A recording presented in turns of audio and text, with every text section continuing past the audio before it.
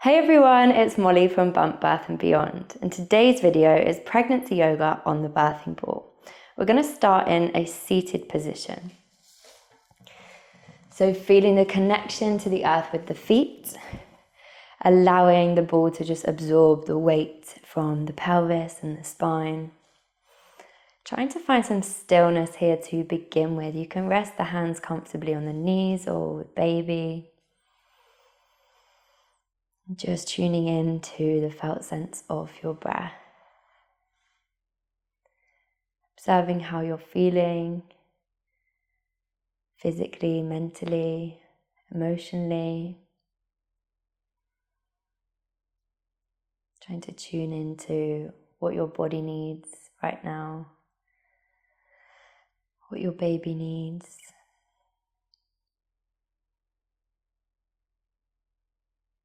We're going to go through 3 rounds of your in for 4 and your out for 8 breath all together. So closing the eyes, when you're ready, taking the breath in through the nose for a count of 1, 2, 3, 4.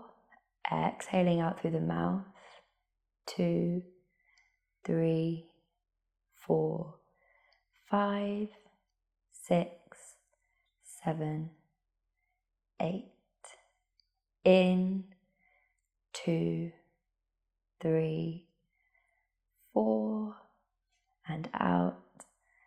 2, 3, 4, 5, 6, 7, 8. In, 2, 3, 4, and out. 2, 3, 4, 5, 6, 7, 8. Just allow the breath to return to normal.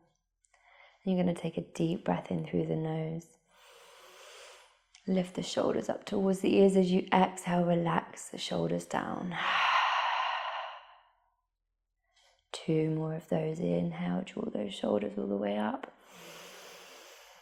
Exhale, shoulders sink. Last time.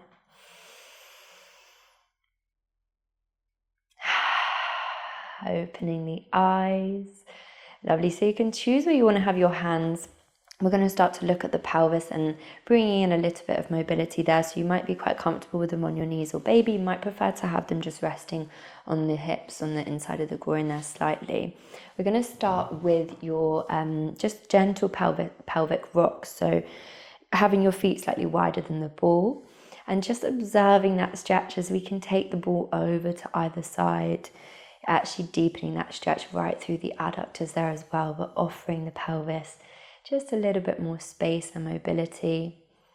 Being mindful if you are struggling with pelvic girdle pain, you could just keep those legs much closer together, but you could possibly still be able to get that lovely rocking movement in without causing any extra pain there.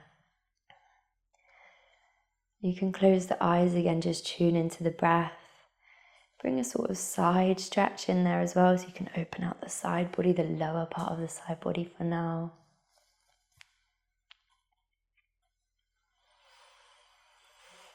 And then we're going to start to take the ball backwards and forwards. Again, really opening out at the pelvis there at the front and tucking under, drawing baby towards the front of the ball, taking the hips all the way back.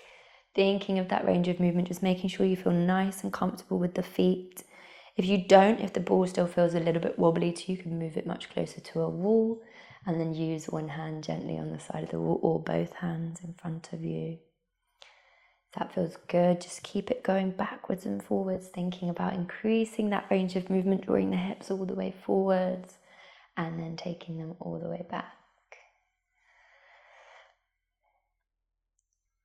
And then we're just going to bring in some of those lovely pelvic circles. So leading with one of the hips, drawing the ball round big as we can, increasing that range of movement. Again, making sure we feel nice and comfortable, secure on the feet, that energy traveling down into the earth to help us feel grounded. Change the direction of those circles.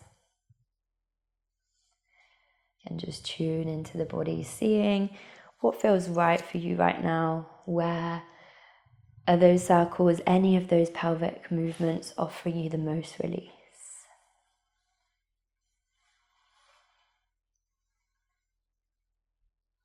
And then finding some stillness here. You can choose to take the legs a little bit closer. Just going to look at the upper body. If that feels good, you're getting that nice deep stretch, then you can keep them there. We're just going to look at moving through the shoulders a little bit. So we're going to start by rolling the shoulders backwards.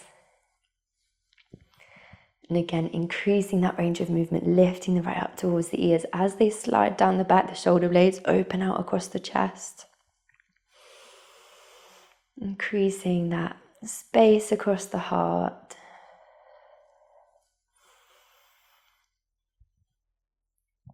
Last roll. And then we're going to take it with the arms. Inhale forward, so lifting them up as far back as we can. We're bringing them forwards, getting that lovely stretch through the rotator cuff. Exhale down. And again, inhale, reach. When we're back here, we're almost pulling the fingertips away towards the back body, opening out through the shoulders across the chest. Exhale. And again.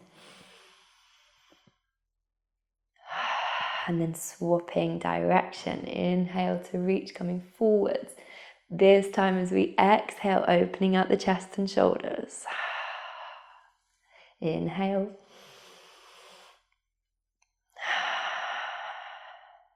Last time.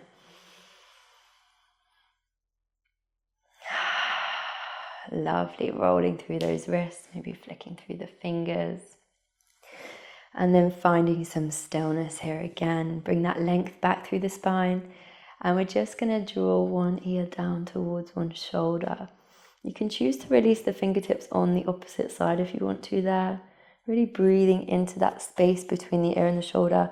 Again, think about drawing that shoulder back and down. So rather than just down, taking it back and down is going to really deepen that stretch for you here. And allow the fingertips to feel heavy, like they're drawing towards the earth.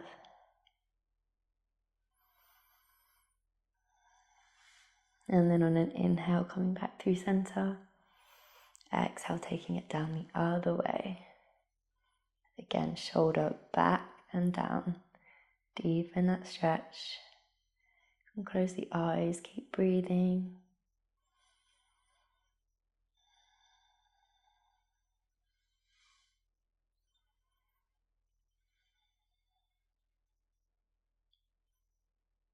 Last breath. Inhale back through center. Lovely. You're just going to roll those wrists one more time. We're going to come to standing, so you're going to need to find a wall somewhere. We're going to come into some ball wall squats. So the point of these squats is to not try and get as much range of movement as possible. It's quite a small range of movement that we're going to get. We're going to have the ball behind our back. But the point is to just get those quads and the glutes working, that connection to the core at the same time. So coming to standing. You're going to bring the ball to the wall, roughly in line with your shoulders, maybe a little bit lower. Again, depends on the size of the ball and your height. So having your feet slightly wider than hip width and probably a little bit further forwards. Again, depends on how comfortable you feel here. If this is a new movement pattern to you, it could take a little bit of time. So taking a deep breath in here, connecting to the core. We're going to come down nice and slowly. So we're going to go down for 1, 2, 3, 4. Get that squeeze at the bottom of the squat. Squeeze through the core and up for 4, 2, 3, 4. Lovely. And again. 2, 3, 4. Make sure you get that pause at the bottom. Squeeze the glutes, the quads, the core. And up. 2, 3, 4. Keep it going. 2, 3, 4. Feel that support through your back. 2, 3, 4. Nice. We've got 3 to go. 2, 3, 4. Squeeze and rise. 2, 3, 4. Last 2. 2, 3, 4. Squeeze. 2, 3, 4. Last one. 2, 3, 4. If you want to challenge yourself a little bit more, you could choose to stay here for a few breaths. If not, then just coming back up. 2, 3, 4. Lovely, well done. Probably feel those quads and maybe the glutes working hard there. We're going to come and bring the ball back down towards the earth, but we're still going to use the wall for a moment. So again, you might want to readjust how far you've got the ball from the wall once you're in the position. But we're going to come into a modified downward facing dog. So here, we're not really thinking about the legs, we're more just thinking about the upper body and using the wall to mimic the position that the torso gets into in a downward facing dog. So bringing the hands slightly wider than shoulder width. And as we exhale, sinking into the position, drawing the hips all the way back, getting that lovely deep stretch through the shoulders. You can choose to hold here and breathe.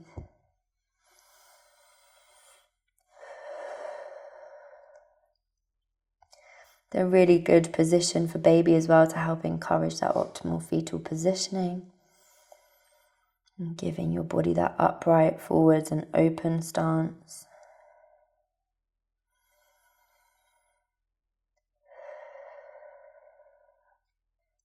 And hold for another few breaths.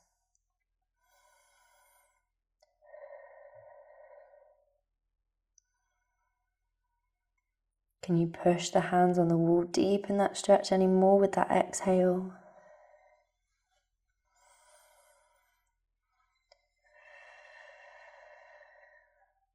And then tuck the chin towards the chest, rounding the spine back up, roll those shoulders. And you can come back to standing. We're actually going to come down into a relaxation pose with the ball today. So again, if it doesn't work for you, please just find another relaxation pose. Coming down onto the knees, bringing the ball in front of you. Knees slightly wider than hip width. And we're just going to use the ball. Again, this is for you to get creative. So you're going to use the ball in whichever way feels best for you. You might want to choose to have your forearms over and mimicking more like a extended child's pose position. Or maybe something a little bit higher, depending on how big baby is at this point. And a gentle rock from side to side. Or you could come right onto the fingertips. Use the ball to get more of a stretch through the upper part of the spine, just listening to your body. Choosing the most restful position for you. And again, tuning back into the breath here. And that connection between your mind, your body, and your baby.